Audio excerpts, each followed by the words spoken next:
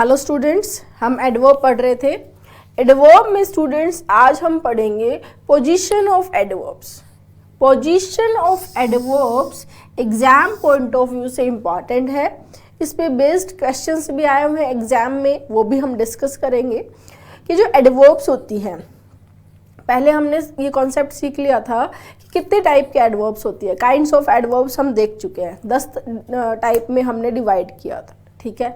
उनमें से कुछ जो एडवर्ब्स होती है लाइक एक्सक्लेमेटरी एडवर्ब्स है तो वो तो स्टार्टिंग में ही आता है, हाउ, ठीक है। सेंटेंस एडवर्ब है तो वो भी स्टार्टिंग में ही आएगी। लेकिन कुछ एडवर्ब्स ऐसी होती है जिनकी पोजीशन मैटर करती है, ठीक है। अगर हम उनकी पोजीशन को चेंज कर देते हैं तो सेंटेंस गलत हो जाता है। इस पे बेस्ड क्वेश्चन पूछता है एग्जामिनर, ठीक है। तो अगर हम बात करते हैं पोजीशन की, तो यूजुअली जो पोजीशन है, अगर हम एडवर्ब की पोजीशन की बात करते हैं तो 3 पोजीशन में डिवाइड किया गया है, ठीक है, कि तीन जगह एडवर्ब को पुट किया जा सकता है। सबसे पहली है फ्रंट पोजीशन, फ्रंट, दूसरी है मिड और तीसरी आती है एंड। इसको हम क्या बोल रहे हैं? फ्रंट पोजीशन, मिड पोजीशन और एंड पोजीशन। फ्रंट पोजीशन का मतलब है at the front of a close या सेंटेंस, ठीक है। जब हम एडवर्ब को किसी भी सेंटेंस के स्टार्टिंग में रखते हैं, बिल्कुल स्टार्टिंग में रखते हैं, तो वो कौन सी हो जाती है? Front position. बहुत सारे हमने पढ़े थे एग्जाम्पल्स में, यानी सेंटेंस एडवर्ब्स को देखो, वो हमेशा ही क्या होती है? सेंटेंस के स्टार्टिंग में आती है तो वो क्या होती है? फ्रंट पोजीशन होती है, ठीक है।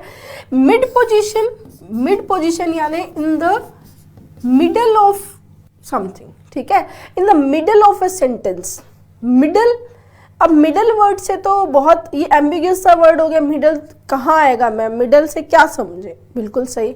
मिडल का मतलब क्या है? देखो, मिडल का मतलब है कि जो वर्ब है या ये सब्जेक्ट है प्लस जो मेन वर्ब है, ठीक है, सब्जेक्ट और मेन वर्ब के बीच में आती है, इसको हम बोलते हैं मिडल पोजीशन या मिड पोजीशन, ठीक है। जब एडवर्ब क्या होगी? सब्जेक्ट और मेन वर्ब के बीच में आएगी, ठीक है। जैसे शी ऑफन कम्स, तो यहां हमने क्या देखा? शी क्या था? सब्जेक्ट, ऑफन क्या हो गई? वर्ब, एडवर्ब, और कम्स क्या हुआ? मेन वर्ब, ठीक है। अब जो है वो वर्ब अगर दोनों हो, यानी ऐसा सेंटेंस हो जिसमें सब्जेक्ट हो, हेल्पिंग वर्ब हो और मेन वर्ब हो, तब क्या पोजीशन रहेगी? मैम वो भी समझाओ। बिल्कुल सही है। अगर हेल्पिंग वर्ब और मेन वर्ब दोनों होती है सेंटेंस में, ऑक्सिलरी वर्ब, हेल्पिंग वर्ब दोनों प्लस मेन वर्ब दोनों है, उस केस में एडवर्ब आएगी हेल्पिंग वर्ब और मेन वर्ब के बीच में। समझ में आया? अगर सिर्फ मेन वर्ब है तो सब्जेक्ट और मेन वर्ब के बीच में, और अगर हेल्पिंग वर्ब और मेन वर्ब है तो हेल्पिंग वर्ब और मेन वर्ब के बीच में आएगी, ठीक है। कहां पर हम एडवर्ब को पुट नहीं कर सकते? ये बहुत इंपॉर्टेंट है। वर्ब का जो ऑब्जेक्ट होता है, subject plus verb plus object, right. तो वर्ब अपना जो ऑब्जेक्ट लेता है, इस वर्ब के ऑब्जेक्ट के बीच में यहां पर कभी आप एडवर्ब को पुट नहीं करेंगे, ठीक है। इस पे भी आगे और बात करेंगे। समझ में आ रहा है आपको? तो फ्रंट पोजीशन बिल्कुल सेंटेंस के स्टार्टिंग में आए एडवर्ब, यानी सब्जेक्ट से भी क्या आ गई है? पहले। मिड पोजीशन में सब्जेक्ट और मेन वर्ब के बीच में, ठीक है। और अगर हेल्पिंग वर्ब है तो helping verb plus adverb plus main verb, ये होती है मिड पोजीशन, ठीक है। लास्ट बचती है हमारी एंड पोजीशन, यानी बिल्कुल लास्ट में, ठीक है, यानी सब्जेक्ट, वर्ब, ऑब्जेक्ट और लास्ट में क्या आई है? एडवर्ब, या सब्जेक्ट है, वर्ब है, ऑब्जेक्ट नहीं है सेंटेंस में, तो आ जाती है एडवर्ब। तो ये जो पोजीशन है इसको हमने क्या नाम दिया है? And position. क्लियर है गाइस? तो फ्रंट पोजीशन, मिड पोजीशन और एंड पोजीशन, 3 पोजीशन होती है एडवर्ब की। ठीक है। अब जो अलग अलग टाइप की एडवर्ब है उनकी पोजीशन अलग अलग होती है सेंटेंस में, उनको समझना बहुत ज़रूरी है और क्वेश्चंस भी वहीं से बनते हैं। आगे देखते हैं। देखो ये कॉन्सेप्ट अभी अभी मैंने बताया, do not place an adverb, adverb को नहीं रखना है between a verb and its object. ये चीज आप ध्यान रखें, एडवर्ब को कभी भी वर्ब और उसके ऑब्जेक्ट के बीच में हम एडवर्ब को नहीं रख सकते, बिल्कुल भी नहीं रख सकते। अगर हम ऐसा करेंगे तो वो सेंटेंस ग्रामेटिकली रॉन्ग हो जाएगा। जो पोजीशन मैंने आपको बताई है वही पोजीशन रहेंगी एडवर्ब्स की, ठीक है। देखो आई पेंटेड, आई सब्जेक्ट हुआ, पेंटेड वर्ब है, केयरफुली एडवर्ब है और द हाउस क्या है, ऑब्जेक्ट है, ठीक है। अब ये केयरफुली आया है किसके बीच में, वर्ब और ऑब्जेक्ट के बीच में आया है, और ये पोजीशन मैम ने बताई है कि सही नहीं होती है, तो ये सेंटेंस सही नहीं है, ये सेंटेंस गलत है, ठीक है। नेक्स्ट देखो, आई केयरफुली पेंटेड द हाउस, तो केयरफुली कहाँ आया है, सब्जेक्ट और मेन वर्ब के बीच में। हाँ ये तो मिड पोजीशन है, मैम ने बताई थी, बिल्कुल सही है, कोई दिक्कत नहीं है, ऐसा हो सकता है। आई पेंटेड द हाउस केयरफुली, ये भी सही है, दोनों सही है, मिड पोजीशन में भी ले सकते हैं और एंड पोजीशन में भी ले सकते हैं, दोनों पोजीशन सही है। क्लियर। ये जो पोजीशन है वर्ब और ऑब्जेक्ट के बीच में, ये पोजीशन सही नहीं है, ठीक है। दूसरा देखो, I subject, read verb, sometimes adverb, अब बुक क्या है, ऑब्जेक्ट, तो ये पोजीशन गलत हो गई, ठीक है।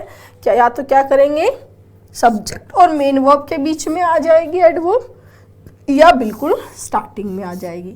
तो ये फ्रंट पोजीशन हो गई और ये मिड पोजीशन हो गई, ये मिड पोजीशन हो गई, ये एंड पोजीशन हो गई।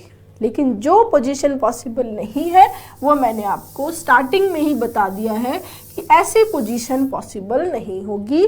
कौन सी, कि एडवर्ब कहाँ आए, वर्ब और ऑब्जेक्ट के बीच में एडवर्ब नहीं आ सकती है। क्लियर है। अब देखो इन पांचों की मैनर, प्लेस, टाइम, फ्रीक्वेंसी और डिग्री, इन पांचों एडवर्ब्स की पोजीशन को समझना जरूरी है, यहाँ से क्वेश्चंस बनते हैं। बाकी पांचों जो एडवर्ब्स हैं उनकी बारे में हम वैसे डिस्कस कर चुके हैं। रिलेटिव एडवर्ब्स जो क्लोजेस को, रिलेटिव क्लोजेस को जोड़ने का काम करती है, कंजक्शन भी होती है। इंटारोगेटिव एडवर्ब्स क्वेश्चन पूछती हैं, स्टार्टिंग में आती हैं। एक्सक्लेमेटरी एडवर्ब हाउ है, ये स्टार्टिंग में आता है। Adverbs of affirmation, negation, yes no होते हैं, ये भी हमने देख लिए। और सेंटेंस एडवर्ब कहाँ आएगी, स्टार्टिंग में आएगी, ठीक है, बिगनिंग में आएगी। इनको हमें समझना है, ठीक है। क्वेश्चंस भी यहाँ से बनते हैं, ठीक है ना। अब समझो adverb of manner, adverb of manner जो हमने पहले भी पढ़ा था काइंड्स ऑफ एडवर्ब में, कि एडवर्ब ऑफ मैनर ये बताता है कि कोई एक्शन जो हुआ है उसको करने का तरीका क्या है, मतलब कैसे हुआ है। मैनर क्या है, मैनर का मतलब ही क्या है स्टूडेंट, मैनर का मतलब क्या होता है, तरीका होता है। तो वो तरीका पूछ रहा है हमसे कि हमने बहुत जल्दी किया है, बहुत धीरे किया है, बहुत केयरफुली किया है, वो होता है एडवर्ब ऑफ मैनर, ठीक है। तो एडवर्ब ऑफ मैनर जो होते हैं यूजुअली इनकी पोजीशन क्या होती है, एंड पोजीशन होती है। यूजुअली एडवर्ब ऑफ मैनर कहाँ आते हैं, लास्ट में आते हैं। Clear. He replied to my letter very quickly, he replied to my letter very quickly, ठीक है। तो क्विकली जो एडवर्ब ऑफ मैनर है, क्विकली क्या है, एडवर्ब ऑफ मैनर है, वो कहाँ आया, सेंटेंस के लास्ट में आया है, ठीक है। और अगर हम इसकी जो पोजीशन है समटाइम्स, ठीक है, देखो यूजुअली जहां पर मैंने लिखा है इसका मतलब है कि ज्यादातर 90-95% केस में इनकी पोजीशन यही रहेगी। समटाइम्स मिड पोजीशन मतलब कुछ बार ऐसे सेंटेंस भी हो सकते हैं जिसमें ये मिड पोजीशन में आ जाए, क्लियर? तो वो दोनों चीजें मैंने आपको एग्जाम्पल के साथ दी है कि adverb of manner usually last में आता है सेंटेंस के, बट कई बार ये मिड पोजीशन में भी आ जाता है। ठीक है, जैसे देखो, it quickly became clear that she was dying. Quickly जो है वो सब्जेक्ट है इट और बिकेम वर्ब है, इन दोनों के बीच में आया। वहां पर क्विकली बिल्कुल सेंटेंस के लास्ट में आया। ठीक है, तो क्या समझ में आया इससे कि एडवर्ब ऑफ मैनर जो होता है वो जनरली सेंटेंस के लास्ट में आता है और कई बार ये सेंटेंस के बीच में मिड पोजीशन में भी आ सकता है। जनरली ये मिड पोजीशन में तब आता है जब जो क्लोज होता है वो बहुत लेंदी होता है, तब इसको मिड पोजीशन में लेते हैं। ठीक है, नेक्स्ट प्लेस की बात करें। प्लेस बताता है हमें वेयर, यहाँ वहाँ। ठीक है, ये जो काम है ये कौन बताता है? Adverb of place, adverb of position.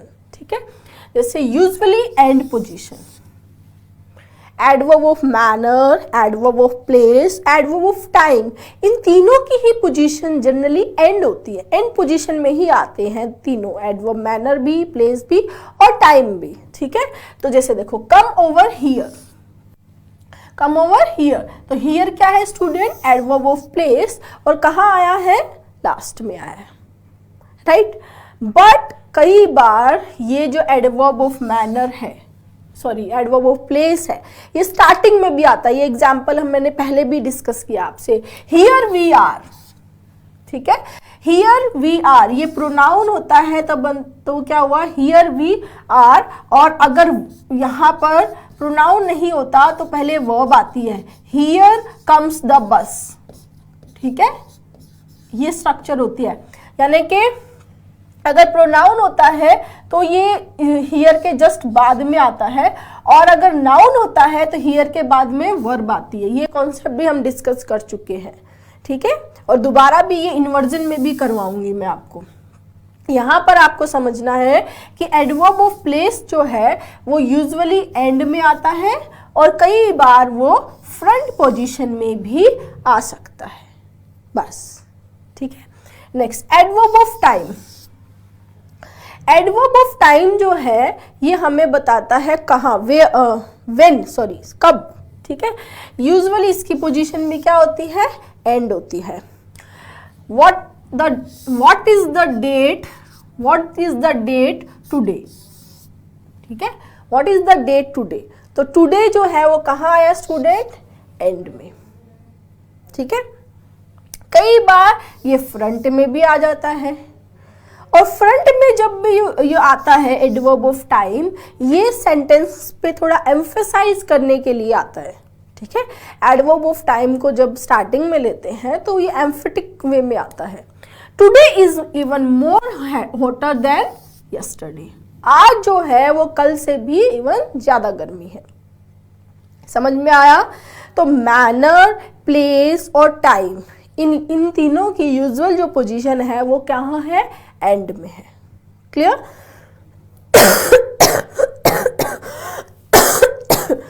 Next आता फ्रीक्वेंसी। फ्रीक्वेंसी बहुत इंपॉर्टेंट है। यूजुअली जो है फ्रीक्वेंसी की पोजीशन होती है मिड पोजीशन। क्या होती है? Mid position, but sometimes front भी हो सकती है और एंड भी हो सकती है, but usually adverb of frequency कहाँ आएगी? मिड पोजीशन में आएगी। ठीक है, देखो वी और ये गो, ये सब्जेक्ट, ये वर्ब, बीच में कहाँ आया? Offer. I get up, I subject, get up वो यूजुअली एडवर्ब ऑफ फ्रीक्वेंसी। अब यहां पर देखो, हैज हेल्पिंग वर्ब है, बीन और abroad, he has never been, तो ये कहाँ आया? इन दोनों के बीच में। ठीक है, समटाइम्स शी वोर अ वुलन हैट, तो ये समटाइम्स, ये इसकी समटाइम्स की पोजीशन जो है वो कई बार जो एडवर्ब ऑफ फ्रीक्वेंसी की पोजीशन है वो फ्रंट भी हो सकती है, और we don't see them very often, तो ये एंड भी हो सकती है।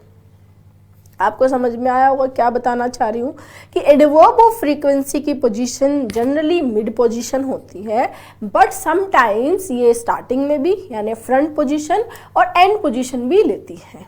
बट यूजुअली कहाँ आएगी, मिड पोजीशन, राइट। ठीक है, नेक्स्ट आता है डिग्री। डिग्री में अगर देखिए रियली है, वेरी है, क्वाइट है, इनकी जो पोजीशन है वो मिड पोजीशन होती है, ठीक है। और अलॉट, अ बिट, ये जो है इनकी जो पोजीशन है वो एंड पोजीशन होती है। जैसे I really like those pink flowers, this is quite a different problem. समझ में आया। तो जनरली एडवर्ब ऑफ डिग्री की पोजीशन में क्या होती है, मिड पोजीशन होती है, ठीक है। जैसे इट्स टू हॉट, टू भी क्या है, एडवर्ब ऑफ डिग्री है, जो इंटेंसिटी को बताती है, किसी भी एक्शन की क्या इंटेंसिटी है, इंटेंसिफायर हमने इसको नाम दिया था, ठीक है। समझ में आया। तो देखो मैनर, प्लेस और टाइम की यूजुअली पोजीशन एंड पोजीशन है। फ्रीक्वेंसी और degree, adverb of frequency, adverb of degree की पोजीशन क्या है, मिड पोजीशन है। क्लियर। अब आगे देखते हैं।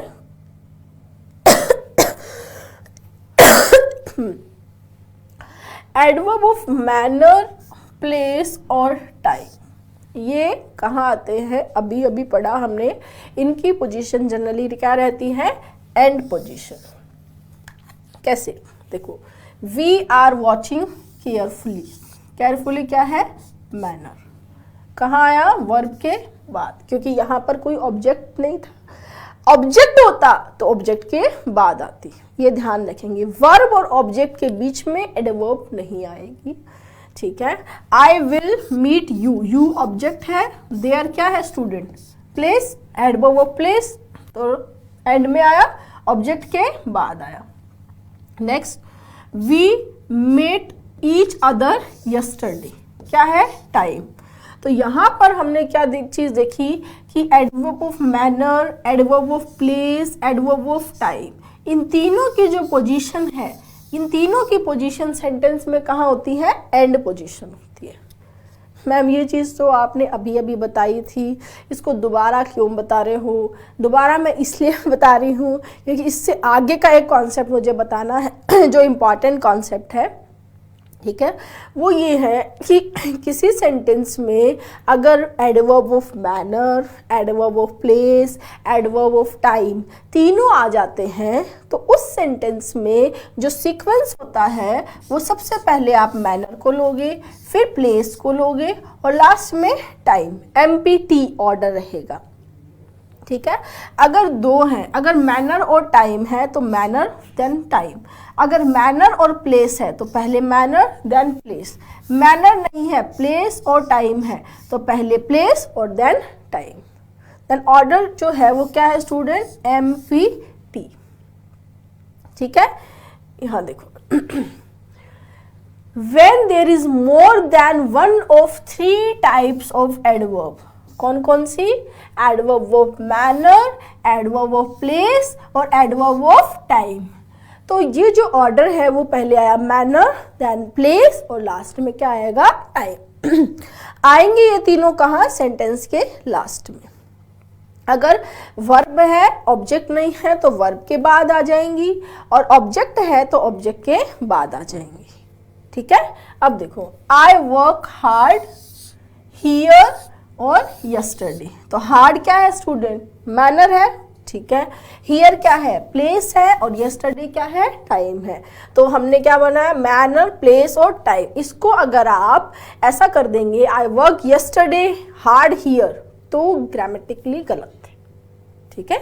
दूसरा, शी डांस ब्यूटीफुली, तो beautifully is an adverb of manner, बहुत सुंदर तरीके से, तो beautifully manner, at the concert place और लास्ट नाइट क्या हुआ स्टूडेंट, टाइम, ठीक है।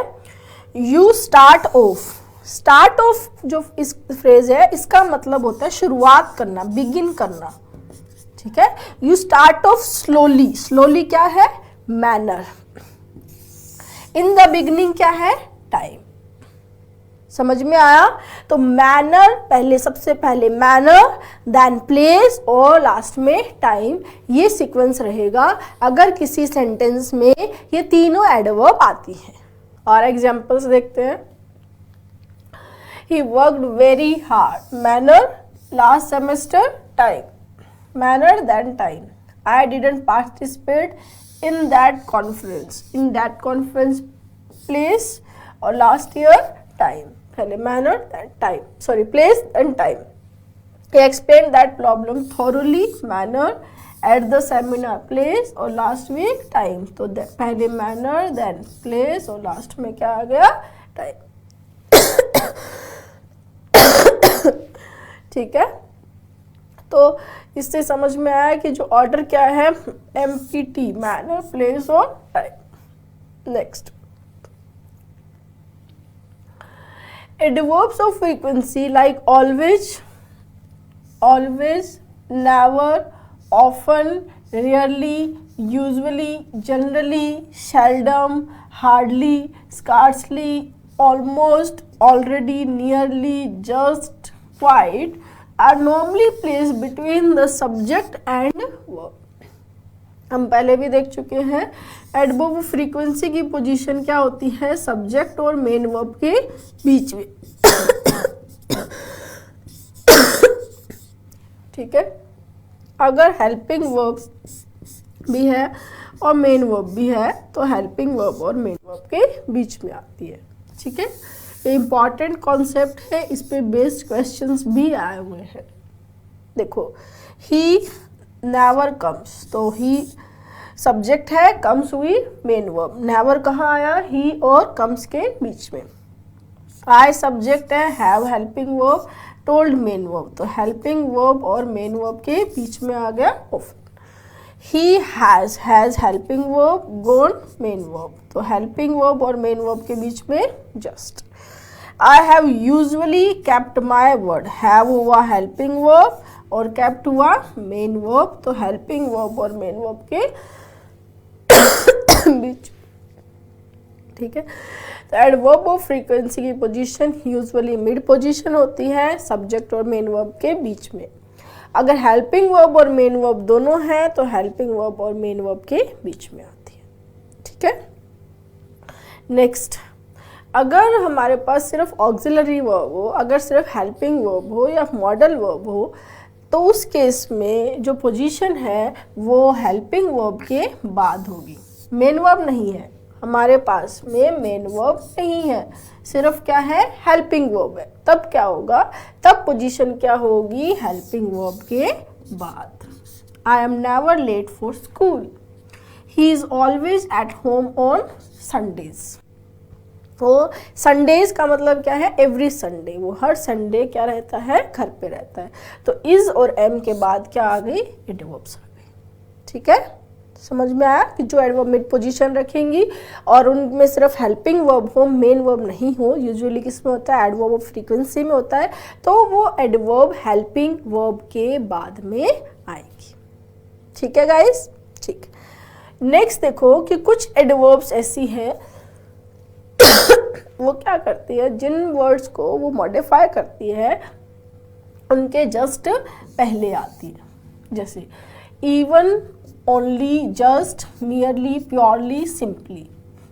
These adverbs are usually placed before the words they modify. ये जिनको मॉडिफाई करती है उनके पहले आती है. जैसे देखो, he arrived only yesterday, तो he arrived yesterday, yesterday भी एडवर्ब है. अब yesterday को मॉडिफाई कौन कर रहा है, only, तो वो yesterday के पहले आई. ठीक है, only के बारे में अगर हम बात करें तो कई बार सेंटेंसेस में only की पोजीशन को चेंज करने से सेंटेंस का मीनिंग चेंज हो जाता है. जैसे फॉर एग्जाम्पल देखो, जैसे मैं लिखती हूँ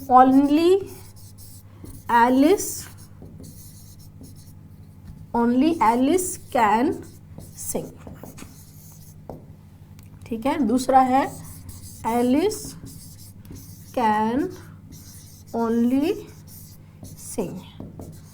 अब इन दोनों सेंटेंस में हमने सिर्फ ओनली की पोजीशन चेंज की है. पहले सेंटेंस में ओनली की पोजीशन है फ्रंट पोजीशन, दूसरे सेंटेंस में ओनली की पोजीशन है मिड पोजीशन. लेकिन इन दोनों सेंटेंस का मीनिंग सेम नहीं है, बिल्कुल चेंज हो गया है. तो ओनली को हमें थोड़ा ध्यान रखना पड़ेगा, ओनली की पोजीशन सेंटेंस की मीनिंग को चेंज कर देती है। लाइक देखो, ओनली एलिस कैन सिंग, इसका मतलब है कि सिर्फ एलिस ही गा सकती है और कोई नहीं गा सकता है। Only Alice can sing. जैसे बहुत सारे लोग बैठे हो, उनमें बोले कि गाना गाना है, तो हम ये बोले कि भाई हाँ एलिस ही गाना गा सकती है और कोई नहीं गा सकता है, ठीक है। तो ओनली एलिस कैन सिंग, ठीक है। एलिस कैन ओनली सिंग, इसका मतलब क्या है, यहाँ पर ओनली किसके लिए आया है, सिंग के लिए, यहाँ ओनली आया है एलिस के लिए, ठीक है। केवल एलिस गा सकती है। और एलिस कैन ओनली सिंग, इसका मतलब है एलिस केवल गा सकती है और कोई काम नहीं कर सकती, ठीक है। तो यहां पर तो ये सिंग को मॉडिफाई कर रहा है और यहां पर किसको कर रहा है, एलिस को कर रहा है। ओनली एडवर्ब यहां एलिस को मॉडिफाई कर रही है, यहां किसको कर रही है, सिंग को कर रही है। तो ओनली के पोजीशन पे बहुत ज्यादा ध्यान देने की जरूरत है। और हमने ये पहले भी डिस्कस किया था कि ओनली स्टार्टिंग में आके जो नाउन है, अब एलिस तो नाउन है, उसको कर ही रहा है ना मॉडिफाई, तो ऐसे कोई रेस्ट्रिक्शंस नहीं है एडवर्ब पे, ठीक है। मेनली जो जो चीजें हैं एडवर्ब वर्ब एडजेक्टिव को मॉडिफाई करती है, लेकिन सेंटेंस टू सेंटेंस वेरी करता है। क्लियर है, समझ में आया, ठीक है। अब देखो इवन की बात करें, इवन यहां स्पीक के लिए आया, she didn't even speak to me, ठीक है। I am just coming, coming के लिए आया तो कमिंग के पहले। It is simply impossible, impossible है, सिंपली इम्पॉसिबल है। I merely ask his name, it is purely imaginary. तो ये एडवर्ब, इन एडवर्ब से हमें क्या समझना है, इन एडवर्ब से हमें ये समझना है स्टूडेंट्स कि ये एडवर्ब्स जिन वर्ड्स को ये मॉडिफाई करती हैं उनके पहले आती हैं, ठीक है, ठीक है। अब हम कुछ क्वेश्चंस कर लेते हैं। क्वेश्चन से पहले एक बार रिवाइज कर लेते हैं जो जो किया है हमने, ठीक है। हमने आज पढ़ा है पोजीशन ऑफ एडवर्ब्स।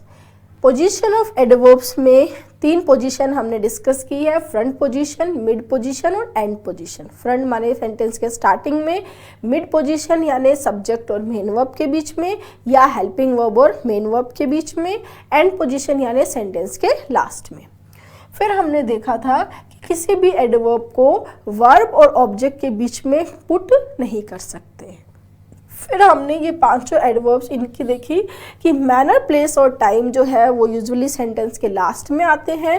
फ्रीक्वेंसी और डिग्री जो है वो सेंटेंस के बीच में आते हैं, मिड पोजीशन में आते हैं। फिर हमने देखा था कि मैनर, प्लेस और टाइम लास्ट में आते हैं, और अगर ये तीनों एक साथ आते हैं तो इनका ऑर्डर भी MPT रहता है, पहले मैनर, देन प्लेस और लास्ट में टाइम। फिर एडवर्ब फ्रीक्वेंसी की बात अगर मिड पोजीशन में है तो सब्जेक्ट और मेन वर्ब के बीच में आएगा, और अगर हेल्पिंग वर्ब है तो हेल्पिंग वर्ब और मेन वर्ब के बीच में। अगर सिर्फ हेल्पिंग वर्ब है तो हेल्पिंग वर्ब के बाद। फिर इन एडवर्ब्स को ये जिनको क्वालिफाई करती है, मॉडिफाई करती है, उनसे पहले आती हैं, ठीक है। फिर ओनली को देखा हमने कि ओनली की पोजीशन को चेंज करने से सेंटेंस का मीनिंग चेंज हो जाता है। यहाँ एलिस के लिए आया है तो ओनली एलिस को बता रही है, एलिस गाना गा सकती है, और एलिस कैन ओनली सिंग मतलब एलिस सिर्फ गाना ही गा सकती है और कुछ नहीं कर सकती है। क्लियर है। अब क्वेश्चंस देखो।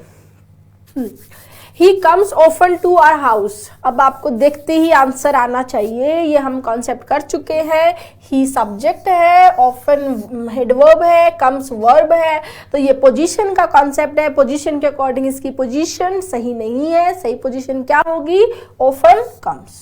सबसे पहले आपको क्या करना है, स्क्रीन पे क्वेश्चन आएगा, पोज करेंगे, अपना आंसर नोट करेंगे, मेरे आंसर के साथ मैच करेंगे, कॉन्सेप्ट के साथ में मैच करेंगे, ठीक है।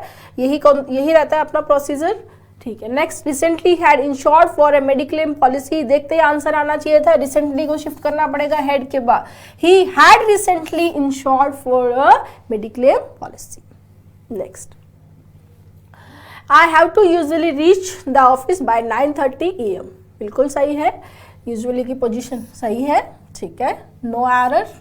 Next, Dhurandhiraj has been writing that essay for 2 hours, but he still has not finished. Still has not finished. यहाँ पर आपको कुछ डाउट होना चाहिए मैम, ये सही नहीं है, तो सही पोजीशन क्या है, still आएगा किसके बाद में, has के बाद में।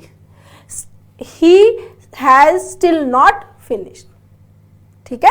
तो स्टिल की जो पोजीशन यहाँ किस क्या हो रही है, सब्जेक्ट और हेल्पिंग वर्ब के बीच में, ये पोजीशन सही नहीं है, ठीक है ना। Next, the guest picked up the child very affectionate and handed over to him the packet of sweets. ये बैंक में आया हुआ क्वेश्चन है। अब देखो यहाँ पर जो सही आंसर है वो अफेक्शनेट की जगह आएगा अफेक्शनेटली। क्यों आएगा, क्योंकि देखो यहाँ पर ये बोला गया है कि चाइल्ड को उठाया गया, अब उसको जो उठाने का एक्शन किया गया उस एक्शन को बताया जा रहा है, उस वर्ब को मॉडिफाई, इस वर्ब को मॉडिफाई करने के लिए एडवर्ब चाहिए कि उस चाइल्ड को जो पिक किया गया उसको बहुत ही अफेक्शनेटली, बहुत ही अफेक्शन के साथ उसको पिक किया गया। तो इसलिए हमें वर्ब को मॉडिफाई करना है, तो वर्ब को मॉडिफाई एडवर्ब करेगी हमेशा। एडजेक्टिव कभी भी वर्ब को मॉडिफाई नहीं कर सकते। ये कॉन्सेप्ट मैंने आपको एडजेक्टिव में भी करवाया था और तब भी बताया था, बहुत इंपॉर्टेंट कॉन्सेप्ट है ये। इसलिए वेरी अफेक्शनेट नहीं आएगा, क्या आएगा, वेरी अफेक्शनेटली, क्योंकि हमें वर्ब को मॉडिफाई करवाना है, ना कि नाउन को। एडजेक्टिव किसको मॉडिफाई करते हैं, नाउन या प्रोनाउन को। तो मॉडिफाई किसको करना है यहाँ पर, पिक्ड अप, जो चाइल्ड को पिक किया गया बहुत ही अफेक्शनेटली पिक किया गया, ठीक है ना। Next, I already had told you about his deplorable condition। तो already had आपको देखते समझने जाना है, had already told। Next, he decided to leave the job quietly। Quietly is the adverb of manner, ठीक है, बिल्कुल सही है। He decided to leave the job quietly, no improvement। Next, he admitted to me that he had not adequate prepared for the test। He had not adequate prepared for the test। अब देखो ये जो यहाँ पर helping verb और main verb के बीच में आया है, और ये यहाँ पर क्या आना चाहिए स्टूडेंट, एडवर्ब आनी चाहिए, और ये क्या है, एडजेक्टिव है। तो यहाँ क्या आएगा स्टूडेंट, क्या आएगा, had not adequately prepared। had not adequately prepared कहाँ है, बी में है, तो right answer is B. Was वाला तो वैसे नहीं करेंगे क्योंकि ये बाहर पास्ट है, अंदर पास्ट परफेक्ट दिया हुआ है, हमें चेंज किस में करना है, ये इस वर्ड में। ये एडिक्वेट यहाँ सही नहीं है, एडिक्वेट की जगह हमें एडवर्ब लेनी है। एडवर्ब क्या होगी, एडिक्वेटली, जो आएगी हेल्पिंग वर्ब और मेन वर्ब के बीच में, ठीक है स्टूडेंट्स। तो हमने आज पढ़ा पोजीशन ऑफ एडवर्ब्स, और पोजीशन ऑफ एडवर्ब्स से रिलेटेड जो कॉन्सेप्ट्स थे वो भी हमने डिस्कस कर लिए हैं। आपको रेगुलर नोट्स बनाते रहना है और रिवाइज करते रहना है।